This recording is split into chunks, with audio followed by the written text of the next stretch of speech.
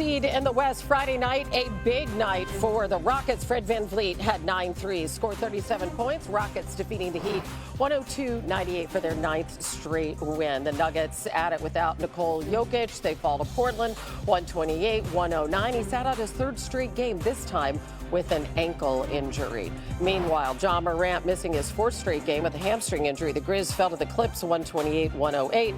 James Harden had 30 points. Kawhi added 23 points and 10 rebounds. So you put all that together last night, your Houston Rockets now have a 2-game lead for the 2nd seed in the West. Houston, by the way, hosts Denver tomorrow night. The Lakers were off last night. They are currently the 3 seed behind Houston. Speaking of, Lakers head coach J.J. Redick said Thursday he's hopeful that LeBron James and forward Rui Hachimura will both be eligible to return tonight against the Chicago Bulls. James has been out of action since the Lakers lost to the Celtics back on March 8th because of a groin strain.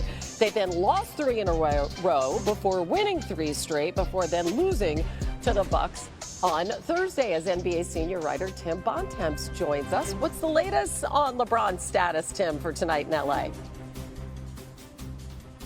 Well, as you said, Hannah, LeBron is questionable to come back tonight and play 2 weeks after suffering that groin strain in Boston against the Celtics. And over the last couple weeks, Hannah, the goal for the Lakers has just been to survive what's been a very difficult schedule, having to play a couple games against both Denver and Milwaukee, having 6 games in 8 days as a result of some rescheduled games because of the fires back in January. And the fact that the Lakers were able to hold serve, get through that stretch at 500, and stay in the top 4 spots in the Western Conference, that's a huge win.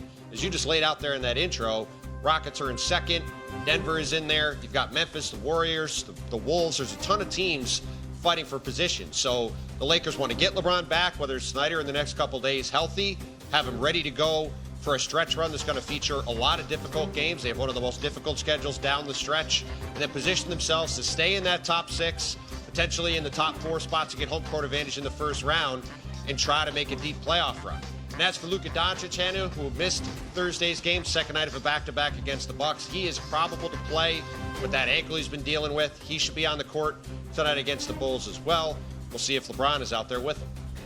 You mentioned the Warriors a moment ago, so let's get to that Steph Curry injury. Obviously, that's another big factor with all of these teams bunched up and looking for positioning. He is not traveling with Golden State after suffering a pelvic contusion on Friday, not going to play in Atlanta tonight. Set to be reevaluated on Monday. An MRI after the injury did reveal no structural damage. He was kind of banged up regardless of that injury. I know he had been questionable for a game earlier. So what's the situation with them as they're trying to keep Steph healthy for a playoff run, and yet they're battling to stay out of that play-in? Yeah, the Warriors are dancing on a fine line, Hannah. And as you mentioned, Steph Curry played on Monday against the Denver Nuggets. He then sat out Tuesday against the Bucks in a game that Steve Kerr said he needed to give him off to try to get him some energy to go into this stretch run. Now, obviously, a couple days later, he has this fall, suffers this injury, and now he's going to miss more time. But for the Warriors, they need to be careful because you can't have Steph Curry out for an extended period of time because that will sink their chances of having any kind of a long-term run. But at the same time, as you mentioned, what they don't want to do is find themselves in the play-in, having to play, say, the Clippers or the Wolves in a 7-8 game that, yes, if you win it, you then get into the playoffs, but you could lose, potentially be in an 8-9 game against, say, the Sacramento Kings and go home without even getting into the playoffs, or you have to expend a ton of energy just to get into the playoffs to have to play the top seed at Oklahoma City Thunder. So for an older team, it's obviously leaning on Steph Curry. They now need Jimmy Butler to help carry them while Steph is out managing this injury. Yeah, they're only 1 game right now ahead of the Clippers and the Timberwolves. Tim Bontemps, thanks for laying it out for us. Formula One. To have NBA analyst Quentin Richardson in studio with us. Q, the Cavs have now dropped 4 straight. That's the 2nd longest losing streak in the NBA, but hey, it did come with KD bringing out barbecue chicken, scoring 42 on their head. But I digress. Do you have any concerns over this Cleveland team that they're not as good as their record? This has been a concern of mine the whole season. They've been leading wire to wire for the whole NBA, but even still, I still don't see them beating the Celtics. I still struggle to see them beating the fully loaded Milwaukee Bucks. And when you see a game like last night where The biggest guy on their team is Donovan Mitchell. He's their superstar. They go as far as he can take them. And last night when he struggled, they didn't have enough guys back him up and step up to the plate to fill in his gaps. He was 2 for 18. That was a tough game for him last night, and you saw what KD did. Yeah, exactly. And this is kind of where you hope Darius Garland can step in there and do something. Evan Mobley, they really want to lean on him. So if they're going to win a championship, Evan Mobley has to do that dang thing. All right, so from a losing streak to a winning streak, Rockets have won 9 in a row. And honestly, y'all shouldn't be surprised. Ime Udoka usually brings out barbecue chicken in March. Last year, they won 11 straight in March, but they weren't as high up in the standings as they currently are at this point in time. Now, are they as real as they appear to be with the Rockets winning this much? I think they are as real. I think Ime, he's gotten there, he's done an unbelievable job. They're a little bit ahead of schedule, I feel, as far as like being this high ranked and doing as well as they're doing in the rankings.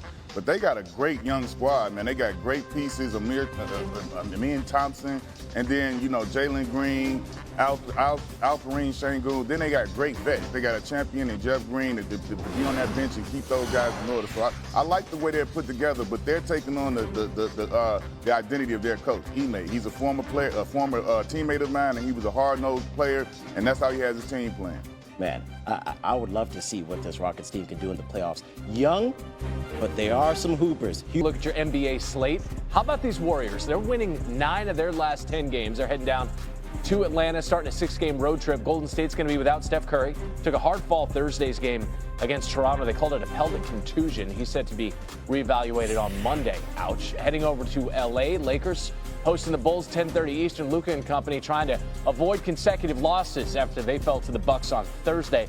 Overall, they're 3-4 since LeBron James injured his groin 2 weeks ago. 13-year NBA veteran Quentin Richardson is back with us in studio. Time to scan the QR code. I love that. We're scanning the league, or at least you are.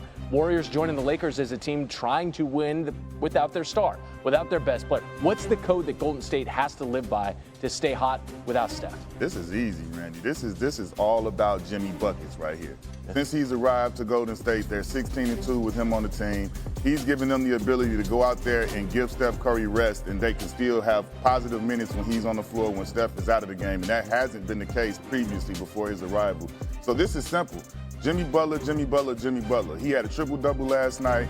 He's confident and he's comfortable leading the team. He did that all the time in Miami, so he's not foreign to being in the number 1 role. And this is the same situation. He only has to do it for a little time. They said it's a contusion with Steph, so he should be okay. Yeah, you hope so. But you're right. I mean, having Jimmy Butler as a backup plan, a lot of other teams would have him as the 1. Now, in the East, it's the Cavs and the Celtics, and then truly anyone's guess. Why could Milwaukee actually be the biggest threat to those two? I mean, Giannis is averaging 30. Dame is averaging 25. They've seemed to figure it out. Last year was a little spotty with the way they played. My turn, your turn. This year, that's kind of same in sync. And then they got Kuzma and they got Kevin Porter Jr. at the trade deadline. These two guys have been huge for them, stepping up. And I think Doc Rivers really likes Kevin Porter Jr. He's had a triple-double already with this team, and he's been a great addition offensively and defensively. Milwaukee's the 5 seed in the East. They're just a game back of Indiana for the 4, in which case, right, they play each other. It's just a matter of home court advantage come playoff time, but they're still... Hello, xin chào tất cả mọi người.